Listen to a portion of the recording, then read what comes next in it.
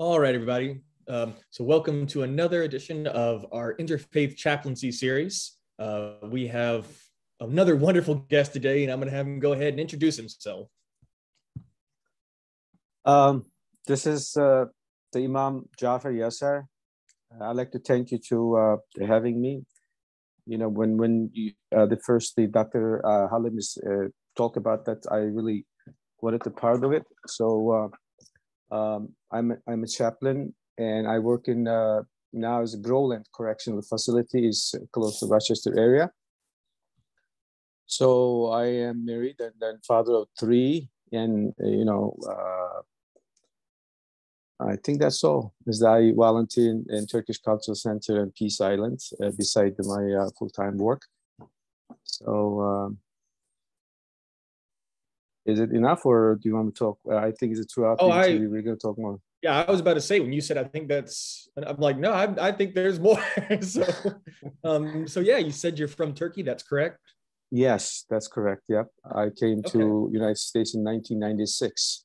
So actually, right. I lived longer in the U.S. more than Turkey. So. Okay. And what brought you here originally? I got the green card from the lottery. You know, one of my good friend of mine, we used to work together in the high school. I was teaching Turkish literature, and then he came to U.S. and then he applied green card for me. And then I said, "This is the God call. Let's do this." My two children was so young at the time. My daughter was 6 years old. My son was 4 years old, and we came to the land of freedom and opportunities. And we say in Turkey, the U.S. is full of adventure. So we came here for adventure. Came for adventure. Yeah. And so you said you originally were teaching Turkish literature at the time. Is that what you originally studied? Yes. After I finished the high school, the middle school and high school, I went to Islamic school, and I had a imam's degree by then. We complete the 7 years Islamic education, and I decided to go to different fields. The literature was my first interest. So I took 4-year university, and I become a Turkish literature teacher, and I taught in high school in 8 years. Then when I received the green card, I came to US, but no one is asking, literature teacher, so Turkish literature teacher. So I actually taught in 2 years in California in one of the Turkish learning center. We taught Turkish. Then I decided to go back to Turkey, and I came back, and after a couple of years, so I did business, beside my volunteer work in our center as an imam and as a president, as many years. So, and I was volunteering at the same time in prison. First is actually, I hesitate to start in the prison because, it's not a lovely environment. But as when I started, I saw the need, the people need to some, interest, I guess, and when I go there, actually, I appreciate myself a lot. I benefit from them, is I learn from them, and they were demanding, and, they actually encouraged me to learn more and study more. And actually, that's the volunteer work is, helped me to improve my English. It was very beneficial for me than them. I don't know. I'm sure they also benefit, but, I benefit more than them. What drew you to wanting to serve in a prison environment? What year? No, what interests you about serving in wanting to serve in a prison environment? See, this is also, it was not my first interest, actually. I was, as I said, I hesitate to go to prison first, but one of my friends, he used to go there as a volunteer, and he actually keep telling me I should go there. I said, okay, it's going to be, my English is not enough, but, probably it's going to be, my English is going to be approved. And, most of the prayers are in Arabic. So I thought it's going to be okay. And as I said, when I go there, I see the need. The people is they made the wrong choice before in their life, and then they're trying to correct themselves. They're trying to change, and they just need the little push, little guidance, little help.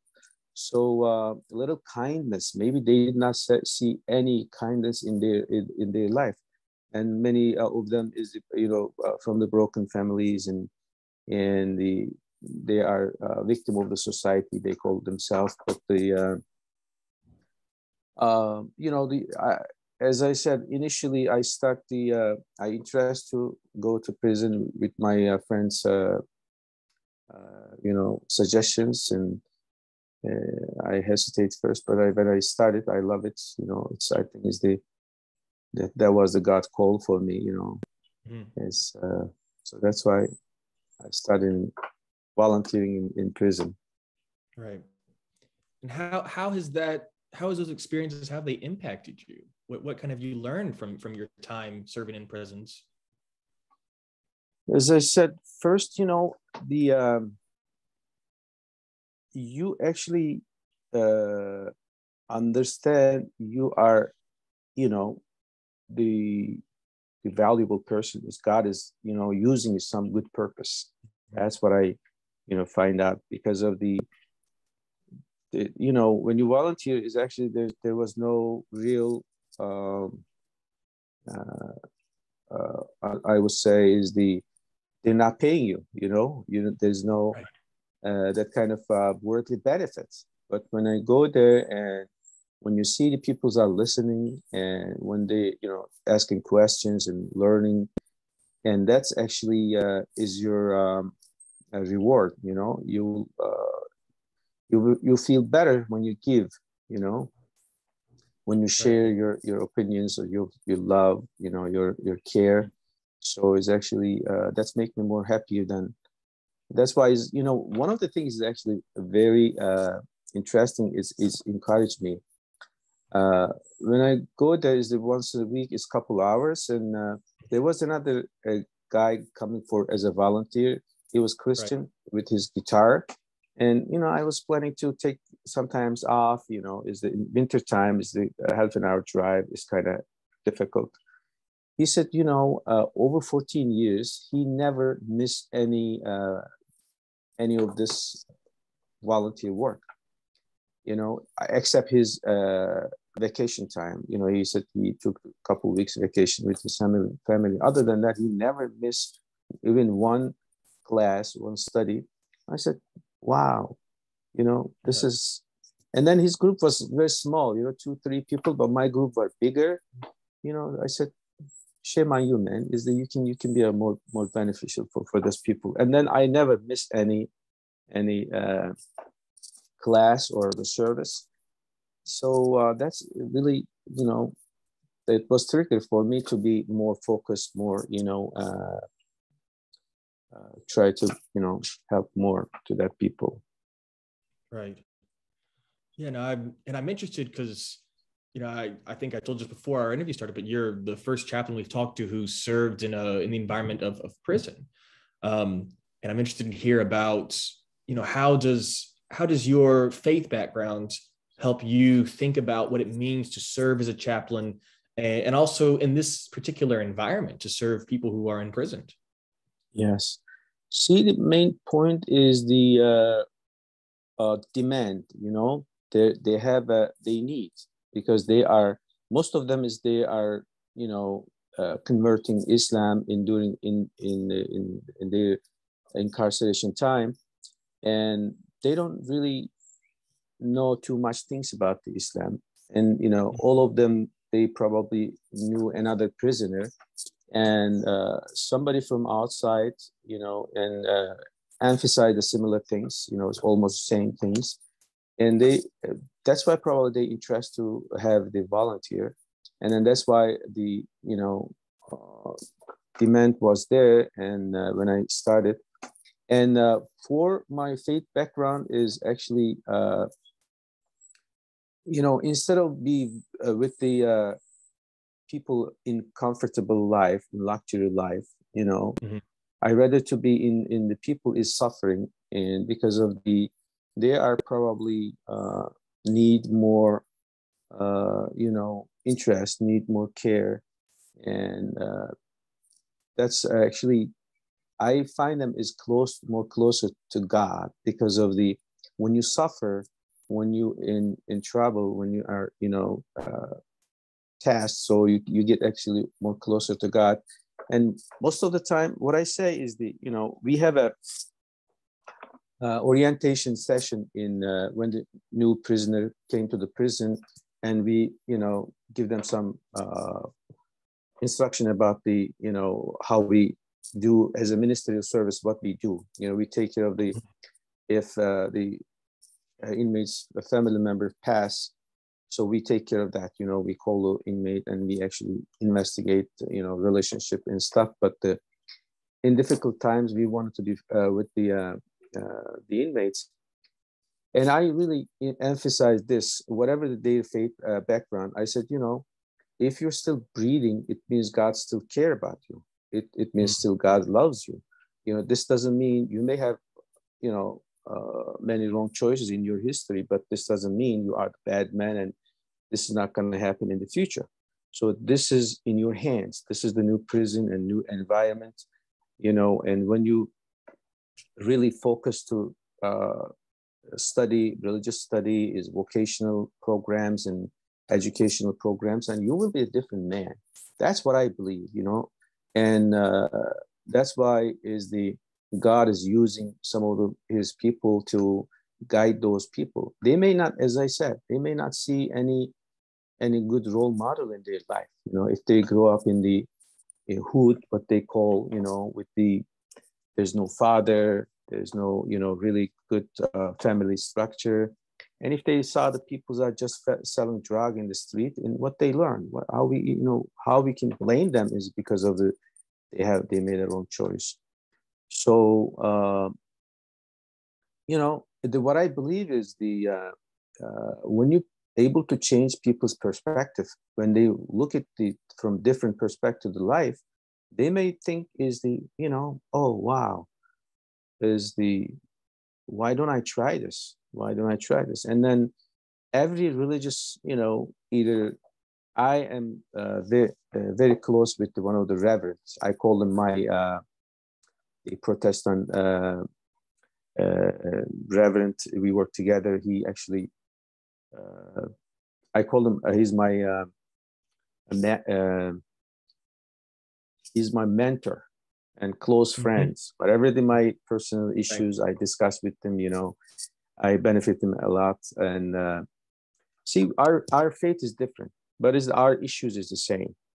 We are trying to help the people is somehow is in the wrong path. So we're just trying to give them some different perspective. This life is not really to reaching out to best thing is not about the worldly matters. Is if you're suffering, this doesn't mean you're gonna suffer in your rest of your life, or maybe God is training you. God is making you stronger. God is test every people in different way. So when they if they're able to change their perspective, they actually look different way to the life. And then not all of them, not all the time, but it's just a few may change, and that might be enough for us. Right. And I can imagine just serving in that environment. Does it, I just got to ask, is it, does it feel stressful? Do you have to find ways to kind of have your own time to, to have someone help with you? You mentioned having a mentor and that kind of thing. How was, just kind of on a personal, how is it like working in that environment? How do you, work through it yourself? Yeah, is sometimes, you put your heart and you try to do your best to help them. And you see some of them is not really into it. They just come into service or study to just get some, worldly benefits. What we actually, during the Ramadan is the the prison environment has changed. You know, Yeah. especially I'm sure the other states are also same. They really put the big program in whole months. You know, they come.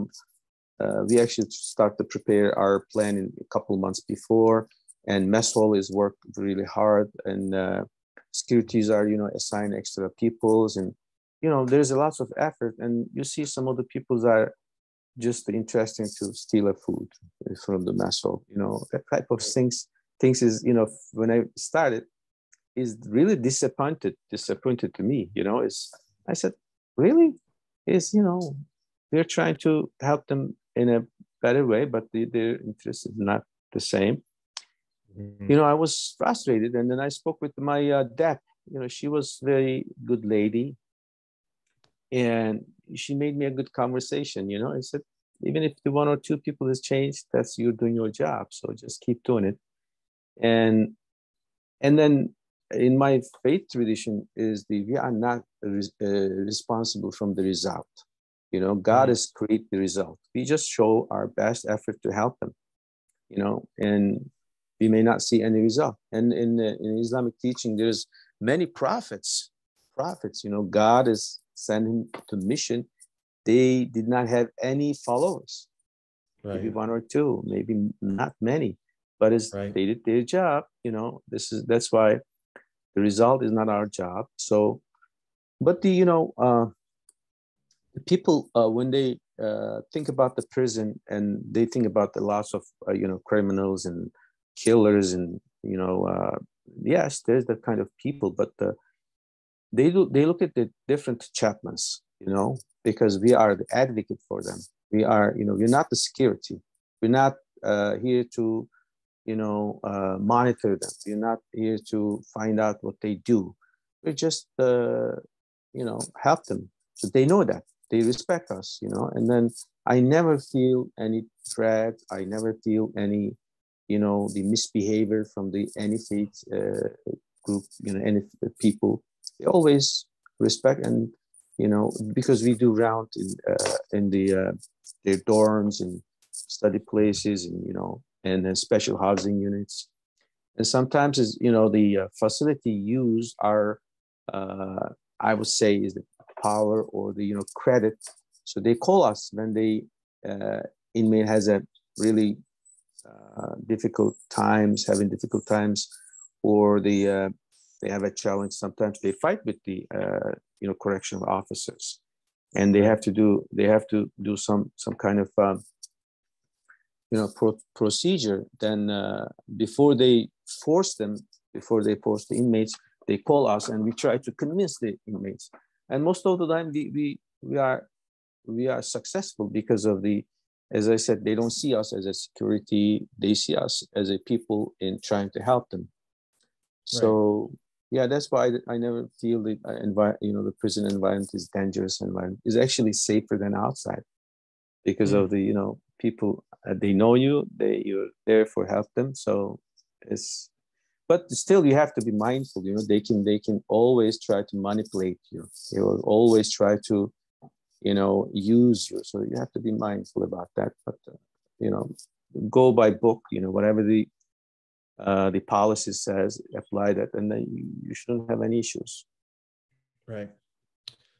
Yeah, I mean, I was first off just moved by your idea. You're commenting on the whole. It's about the intentions. It's about what you intend to do, not necessarily the outcome. Yeah. I mean, that's exactly. Such a powerful view. I mean, I think there's a passage in the Quran about God knows the intentions of your mind. That being the primary importance. Yes. But I also wanted to ask, when you were talking about going by the book, that made me think, did you have any what was the process like when you began this? Did you have to go through a trainings, and then when you were first starting, what was it like? Yeah, is being in volunteer is actually give you some kind of sense, what's in the environment. And of course they do some security training, is when you start, and they give you actually 40 hours training. So they're the security concerns and what you need to do, what you don't need to do. So all those things. And And as I said, is you have you have other people who had an experience like the reverend or the deacon, and our DSPs, and security is also very respectful to us, because the chaplains are not really helping to the inmates, and chaplains is kind of a source for the guards and correctional officers and other civilians also.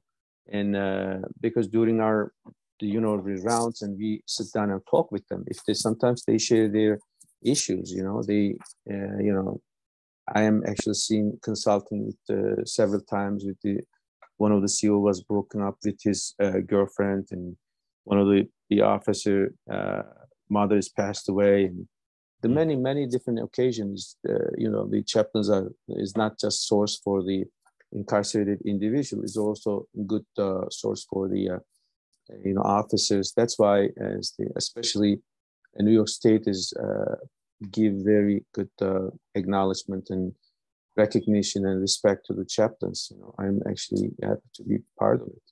I wish the other state also show the same, respect to chaplains. Probably right. They do, but they don't show same respect in a monetary way. They don't have a good salary for the chaplains right. in other states. Yeah, you're kind of preaching to me on that, agreeing, because that's the way it says a lot about how we spend our money. Yeah. That's right. I was curious, you were saying that, so you first did some of your religious studies back in Turkey, correct? Yes, that's correct. Are there any other environments that you served as a religious leader in? In the US? Well, just in general, in your life. Oh, yeah. As I said, we are what I used to do when I come here first, beside my business. And I was also leading the Friday services, Juma services. I was kind of backup imam. We have a big, in Rochester, we have a big Turkish society. And then, if the imam had some other issues, so I used to lead the service. And I was part of the community, especially during the Ramadan, we, recite the Quran, and in the festivals. And if the family, had a member of the death, family member passed away, so we go and visit them. So we actually attend the burial process. Basically the same thing what you guys do, is for our society. Mm-hmm. And of course, as the weekend schools are also big, we try to teach them and our children to our cultural values, Islamic values. So that's also part of our the area of service. Right. Yeah. And so you said you've been doing that for how long in general? In prison or the yeah, you said you moved to the US in 96. Yes. You first started off. Go ahead, please. This is not the assigned work for me, this is my part of my nature. If your community knows you are the faithful man, whatever the faith issues, they remember you, they call you, they come and ask your help. So that's why this was not the assigned work for me since I came here. As I said, is between the 1969 to 1908, I was teaching in the Turkish Learning Center. Mm-hmm. My position was the teaching, but I was doing the similar things, to the Juma service, Friday services, or the, attentive funeral services, and, support the families if they needed weekend schools. That was not the assigned job for us, but, solely is the, as a Muslim, is actually every Muslim obligated to do so, if you have some knowledge. And there's no that kind of position assigned by the religion, because if you have a knowledge, you're the imam. You need to go and lead the prayer. You don't have to. But in Turkey and here, so the government, appoint you as a chaplain or imam. But when you look at the history, there was that kind of appointment. Whoever has the knowledge, they're the natural, You're leading. the leader. Yeah. Right. No, Of I course, like there's that. some. Yeah. Yeah, I like that because I was raised Presbyterian, and that specific denomination is notorious for they'll do things like when we needed a new pastor, my father was placed on a committee who would then pick a committee to pick the pastor. So it was just I so much more sometimes just like okay, we're gonna get together and decide, and we like this person, we like, you're gonna be a leader today. So I like that. Yeah. And there's a communal aspect, it feels like, too, in that kind of approach. Yeah. Mm-hmm. So, of course, we're in the middle of Ramadan right now. Yeah. And I was talking about some of your prison ministry and doing that during Ramadan. How do you feel a connection between, this time during Ramadan right now and that kind of service and that kind of community to be in? See, is the Ramadan is we see for the every Muslim, and especially for the prison Muslims, is a great opportunity. We actually in this month we try to train ourselves or educate ourselves about our desires. Throughout the year we eat and drink and sleep and whatever we wish, but during the Ramadan we don't do as we wish, because God told us not to eat, not to drink anytime you want. So just be mindful about our desires. So is the purpose of the whole Ramadan and the fasting is the God says in the chapter 2 and I think is the ayah, as verse number is, I don't want to say wrong, but he said, he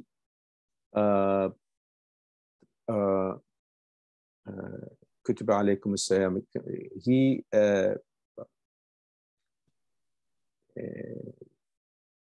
He obligated to fasting because of we can have a piety.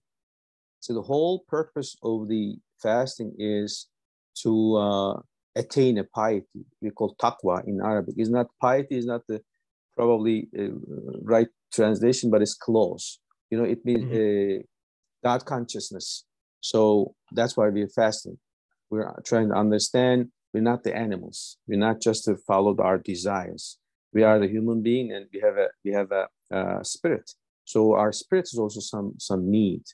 When you be hungry, so you understand actually you're not just a physical being, and your spirituality is uplift when you be hungry. That's why every faith, I believe there's some kind of fastings. So it's very important.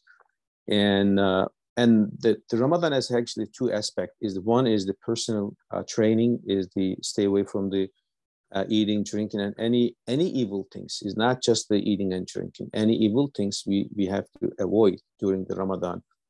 And then the education part, which is we try to read the whole Quran, whole chapter during the Ramadan. This is also a very important educational progress, and we have to reflect, this is the message of the God, and He's talking to us, not just for the average message. And God did not leave us alone. When He created us, He sent prophets like Jesus, Moses, and Noah and Adam. And then He sent us a scriptures, like a Torah, Bible, and Quran. So those are the God's message, and we have to be, we have to look at it, what the God's telling me. So this is the another part of the Ramadan. So is we try to, be mindful about our worldly desires, and we try to control our desires, and then we need to have, we try to have more knowledge about the Quran. That's the whole purpose of the Ramadan. And as I said, it's great opportunity for the people in the prison. So it's kind of different, feelings. Mm-hmm. And I really, one of my close friends is Muslim. He's from Sudan, and I love his perspective just on fasting. It's something that I wish was done in Christianity as well. But this approach, he talks about how it's a way to remember that there are plenty of people who do don't get to eat off of a choice. Exactly. He talked about, and like you said, reminding that we are not animals. I have a Exactly. dog. I put a steak in front of him. He doesn't. He just eats. He doesn't decide. Exactly. But there's Exactly. a part that we get to decide about, and how we're Yeah. going to live. And I love that kind of approach. And yeah, mm-hmm. Yeah. So when you served, but when you serve in general as a chaplain, what are the general kinds of practices or traditions that you'll serve with people in prison? How do you, are there prayers you like to recite with them? Are there specific teachings you like to work with them? What kind of, in general, what are some practices or traditions you utilize? Okay. As I said, the chaplains is kind of, we are dedicated for not just for the Muslim, for all faith groups, but we do Friday services, and then we do studies. I do have actually 3 different studies, and and we try to teach them. And the main thing is, I think, we are open to them, so they can come anytime and then talk with us any issues, as personal issues, family issues, or the religious issues. So when we give them that comfortable, communication, so then they can benefit. But if we put the wall and I am the civilians and you are the prisoners, and we cannot benefit to them. They feel we are for them and we are helping to them. So then this is, as I said, is not just for the Muslims, other faith group also, because I had actually last week I had a call, and one of the sister of the prisoner called, and then his other sister is dying. So I called the inmates, and now we call actually incarcerated individual, not the inmates. So that terms is always changing. And then he take very heavy, he start to cry, and I give him a phone call, and there was no faith at the time. I don't really care what his religion is, and then he's the human being. I tried to felt his pain, and he said he's going to release in 10 days. He really wanted to wish to see her, but he was not able to. Think about that as they may start to blame themselves. If I didn't make this mistake, I was not going to be here, and then I was going to be with my family. And we need to tell them this is the, devil is whispering them always negative things in the feel they are guilty. I said, this is not about, you're not guilty. So this is the part of the life. God gives life, and then God takes life. If you take your lesson, as if you, learn something from this, so that's good for you. If your thing is if you want to do something good for your sister, to change yourself and be benefit for others, then, we're not actually probably just dictating or that type of things, but throughout the conversation, we are just mentioning that type of thing, so he doesn't feel guilty himself. And sometimes they may, I never seen, but they may feel hopeless. They may feel kind of they may even think about the suicide. So that's why the chaplaincy is very important, to be with them in those difficult times. As I said, whatever you believe is the shaitan, we call is devil, is your great enemy. And then he always whisper negative things, but he's liar. He's your enemy. So somebody has to whisper is the, something positive. So that's what we do as a chaplain in the prison. We give them different positive perspective. And I believe is the word has some power to change the people's heart. you know. Right. And I Yeah.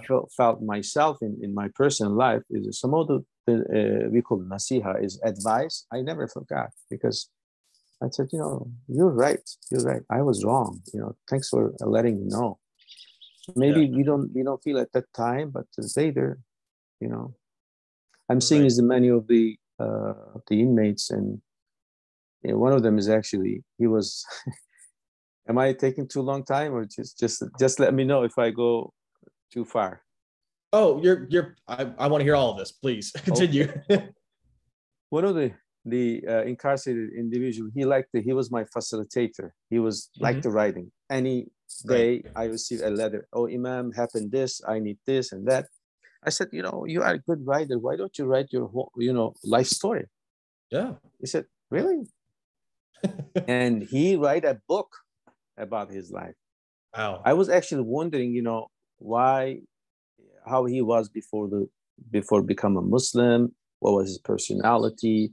How the Islam helped him to change, you know, that type of things. But he looked at it from a different perspective. But he said, you know, he said, you changed my life because I never thought, you know, I have that talent and then I can be writer. Now he has a book, it's 300 pages, you know, because Wow. of yeah, it's one or two, but, you know, probably I was you know, I like to read and write. So that's why probably I noticed he was good in the writing. So, and, you know, something small, but it's changed people's life, you know. Yeah. I mean, That's and what, I think go ahead. yeah, that's why God used us, you know, is Right. I always tell the people, you know, God doesn't send you help from heaven directly. He used some of his, you know, people to help you, you know. And Mhm. then if somebody comes and asks something from me, and I think, you know, I thought this man probably asked from the God, and God is, you know, directed to me, so I have to help him as much as I can, you know. Right. I never ignore or the true lies. If somebody asking something from me, that's Mhm. probably part of my nature, and I try to help them. If I can personally help, I can help personally, or I find a way to help them. You know, is Right. because of the God is actually directing that person to us, and I think it's the chaplain's job to not to ignore, just to answer. We don't have to, you know, accommodate all their requests, but it's important to listen attentively. This is also one of the, you know, chaplain's characteristics. I learned that when I become a chaplain. I was actually, man was not listening attentively.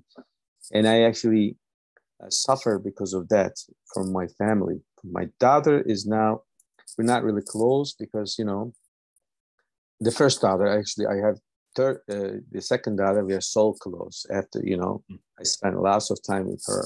But the first one, I was young, you know, I was kind of, you know, macho father, you know, you're the girl and do this and do that. And I didn't really attentive to listen, but one of the, you know, most beneficial to me, the chaplaincy is I learned to listen. I'm still learning is actually, I cannot say I learned. Think about that, Joseph. I was listening to one of the TED Talk in Mhm. the in San Francisco. Is the Golden Gate Bridge is known, is also, you know, the people use for suiciding. Right. And then there was one police was talking on the TED Talk. He said, you know, I responded one of the call. One of the young men was trying to suicide. I actually communicated with him. He said, you know, no one listened to me before. That's why he's trying to do suicide. Mhm. See how important it is to listening people attentively, because you know how, you know, he has some different feelings and opinions and perspective, and no one listened to it. So he's kind of in dark, you know. He's yelling and screaming, but no one is noticing. Think about that. If you're, you know, you're are you married? Do you have a children? No, I do not know Think about neither. that. You know, I that's why I blame myself sometimes as, you know, as a father. My son, my daughter, they're trying to communicate with me, but I am ignoring them. Is how difficult it should be for them, right? So at least you have to sit down and talk and listen and try to, make the empathy, and then probably they will feel better. This is, the empathy is also another things is I learned and in my chaplaincy training in the hospital is not about the giving advice or the giving smart answers to people's questions, just to just to being with that person. You don't have to say anything, just to listen attentively, and probably they will find their own answer. But at that moment is people need to take out something from their chest, whatever they bothering them. Right. So that's the part of the job I love, to doing it.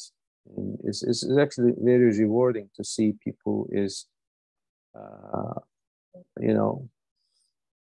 is getting benefits from your job. Right. See, is the best part of the Joseph is the chaplaincy is I love doing this, but I get paid. I was doing this one volunteer anyway, so might as well figure out a way to make it work. So yeah. No, I think, there's so much I resonate with. In particular, you talked about, the how sometimes God just works through people. It's exactly it's kind of thing where I've heard it said that the kind of massive clearly miracles are rare even in scriptures. It's like it's usually is. And I don't know if you've heard this story. It's one my father repeats all the time, and I think it's just a common one. But stop me if you've heard this before. But so there's a big rain coming down, big rain, and the weather channel says it's going to flood. You need to evacuate the area. And there's a man sitting on his porch, just sitting there watching the rain come down.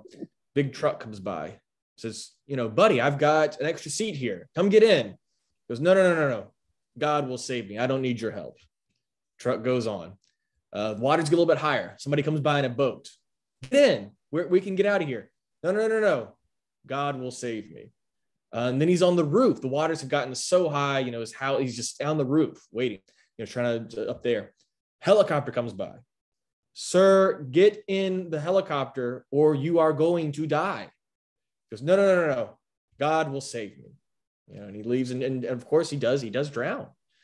And so then he gets to heaven. He's up there and he goes, God, why didn't you save me? I was praying to you the whole time. And God says, I sent you a truck, a boat, and a helicopter. What more did you want from me? So my father's a doctor, and he uses that all the time when the patients will not take their medicine. So they'll say, I know God will kill me. I don't need medicine. Yeah. Yes, is actually, I know the story, but you were telling good, so I didn't want to interrupt it. And I use that story is also a lot because, as I said, sometimes when they argument with the officer and the prisoner, and then the chaplains are involved. And, I said to guys, God has sent it to me, to you, to give, help you. I'm here to help you because of the God informed me to come and help. And I relate that story is, God doesn't help directly. So he uses his people to help, it works sometimes. Right. This is, as I said, it doesn't matter Christian story or the Muslim story, but the human story, this is all we are the same. All we're the same, as the, I use that story too. It's a good story. I love it. It's a classic for a reason, right? It is classic. Yeah. So you talked about this a little bit. What is it like when you serve, people who are outside of your religious tradition? What is that like? Yeah. This is actually, it was really challenging for me to in the hospital chaplaincy. I complete one CP program, and then they require to go to some of the different paid groups, and they request a prayer. A family request prayer because when their loved ones are passed away. But as I said, I do my I try to not to cross the board, you know, is some of the things is the Christians or Jewish use is kind of against our faith. You know, we don't believe is the we don't worship, you know, we don't pray to Virgin Mary. She is the very righteous woman. There is a whole chapter about her. Is very respectful a woman, but we don't pray her. We don't pray our prayer. You know, the prophets, we pray to God. And then when they ask me to go and, you know, make the prayer for the Virgin Mary, it's kind of is difficult and challenging, but I find a way to, you know, accommodate that request. And we use our prayers is, you know, if you're not using certain things, is the same prayer, you know. As actually it was for probably my first or the second day of in the hospital, and they called me from emergency, and then they asked me to pray for one of the family's fathers that passed away. That I was the only chaplain. I responded, and I say the few words, you know, oh God bless him, you know, he was taken in prison, and I mean take him in your heaven and whatever. But you know, they were the wife and son was crying. I said, you know, you don't need any more prayer. That's your drops of you know, your tears is actually best prayer. You don't need any words. You know, this is the best prayer you can have. It was kind of, you know, came up to my mind at that moment. I never planned to do that, but they were happy. You know, is, as I said, is important to the sharing feelings. You know, is important to be with the people at that time, and then recognizing their pain, and you know, you need to show them they're not alone. You know, this right. is, there's a people out there is care about their, you know, difficulties. So that's, I think, is the whole thing about it. You know, it doesn't matter is the Muslim or Jewish or the Christians, but if somebody is, you know, sharing their pain, that's the matter. Right. You know, I think you said it earlier as well, but there's sometimes nothing more important than just being in the room with someone else who is, exactly. who is in that kind of pain. Yeah. Present. Yeah. Yeah. Mm-hmm. You don't even need to have anything prepared to speak. So. Exactly. You know, my experience, Joseph, about the other faiths, and mm-hmm. we actually get along very easy because they understand, you know, as I said, with the reverend and deacon, we come together and try to solve the problems of that vulnerable people, prisoners. You know, we try to help them, then no matter their religion. Now I transfer to different prison now, and then my old prison, the reverend is helping to my group to, you know, they can actually do during the Ramadan. They have small or big issues, and he always over there and help them. I actually told my facilitator, if you have any issues, go to this reverend. So he will help you. So that's, you know, what I believe is, you know, the all religious group has to come together.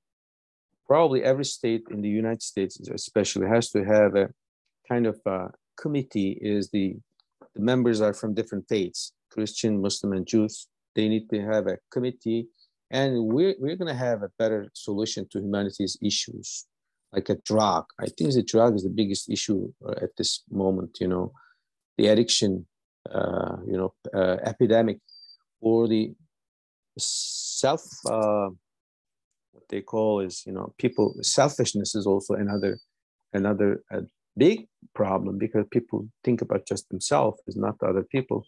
So we can actually solve those problems when we come together. And the new generation is you know, stay away from the religious things.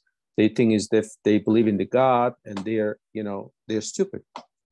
The people is believing this, you know, nonsense things, but this is the part of their nature. They have to believe in the God, because you cannot deny. It's so obvious, you know. But you know, I hope this is actually the happening, you know, is the, you're as a Christian and I'm a Muslim, we're coming together and we're trying to, you know, put something together so the other people can benefit. Right. Well, I was going to say that's the whole idea behind interfaith organizations. Exactly. Yeah. Yeah. Mm-hmm. That's very important. You know, Yeah. as I study is the Islamic history in the respect. What I find out in the Spain, I think is the, you know, their success is the tremendous. The reason their success is the Christian, Muslim, and Jews, they came together. They had a mutual understanding. They respected each other's faith, and they did not fight. Then look at that. Humanity is you know, achieved and great things. I mean, I was going to say it took some time to get there, but Yeah. they did. There were a couple of wars, but yeah, that's right. But it wasn't easy.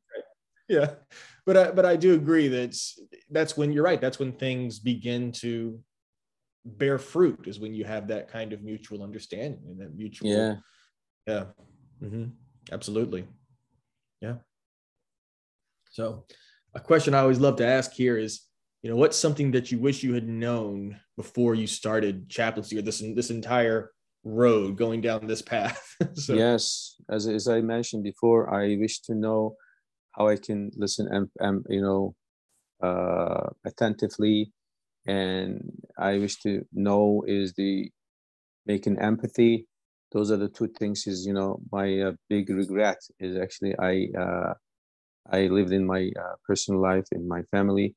I made lots of mistakes through, you know, to my wife and my children. So, but you know, the chaplaincy taught me to mindful about the other people's feelings and thoughts, and you know, the words. So, but still, this is a long way to go. I need to still listen to. I still need to learn to listening attentively, without being a judgmental, without being a, you know, giving advice or the trying to not to give the lesson, just to listen and be with them. You know, this is very good characteristics, but I'm trying to learn throughout the chaplaincy. No, absolutely. I sometimes like to say there's only one belief I do not trust, and that is when someone says, "I believe that I know everything." Because it's a constant thing of always learning more and always continuing to grow. There is no, I have learned everything, I am done, I'm just gonna I'm complete. So, that's the sign of his ignorance, you know. He probably doesn't know nothing. When he learn, he's gonna understand there's a lot to learn, you know. That's right. Mm-hmm. Well, I wanted to, I think we're getting near the end here, but I wanted to see if you just had any last thoughts or anything you wanted to share here at the end. But you have the final word. You know, thanks for the opportunity. Is